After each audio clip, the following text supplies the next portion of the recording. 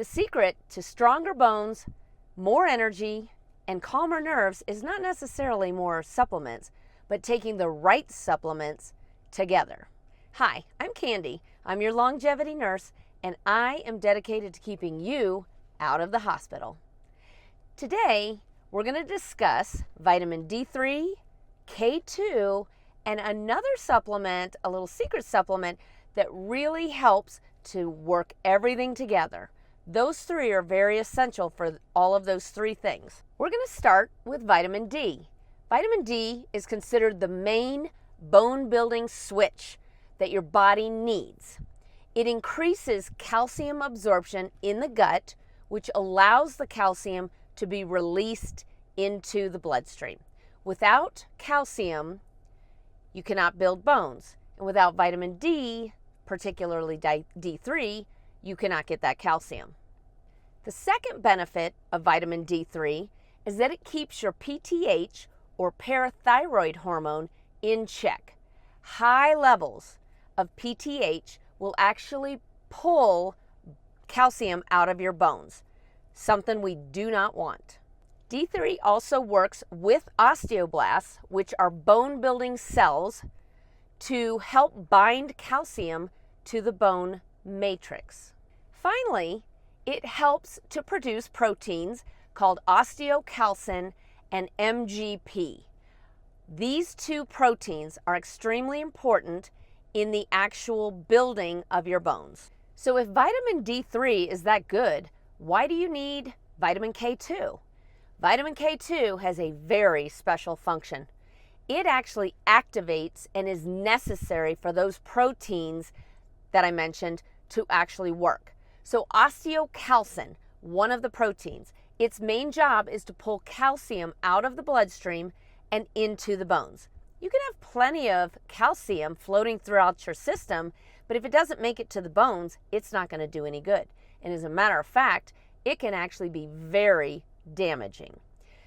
Calcium that floats in the bloodstream can actually deposit into a variety of areas that it does not belong.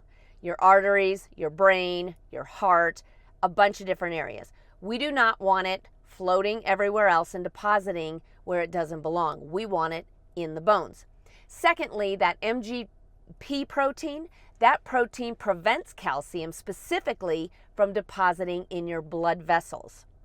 So that is a very specialized protein, and it's very important to make sure that that is activated, and K2 will do that job.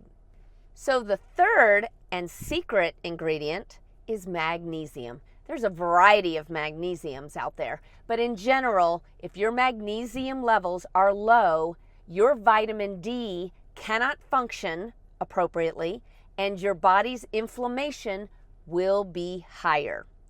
So it helps to activate, magnesium in particular, helps to activate the benefits of vitamin D, that PTH regulation, and the bone matrix. I'm glad you stayed to the end, because I've got a special supplement that newer research is really starting to show some promise on.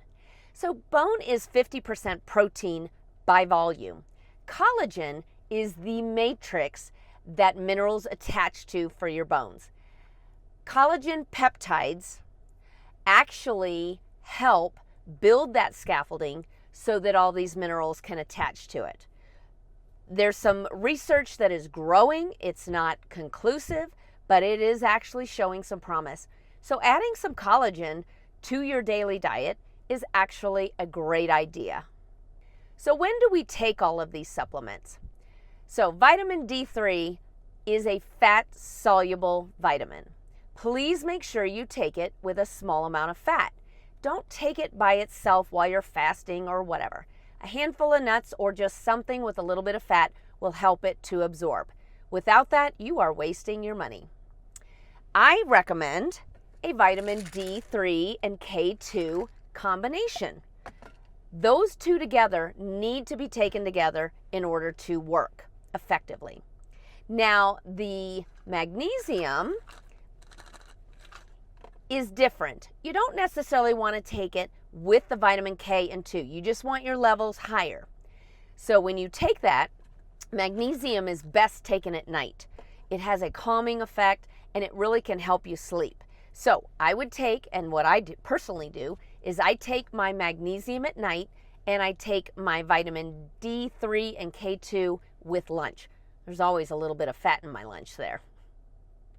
I also supplement with some collagen proteins throughout the day, just randomly. I'll have a little bit in the morning and I'll have a little bit at night, just to make sure I get that. I like to get flavored collagens, but you can also get them unflavored, because then you can put them in your coffee or whatever that you happen to do. So who should supplement? First of all, if you're over 50, you are not absorbing your minerals like you used to. If you are a menopausal woman, your estrogen is lower, which increases bone loss. If you are inactive and you are not building bone through activity, that's another key. If your diet is really bad and you know it, and you eat a lot of processed foods, you might want to consider supplementing as well.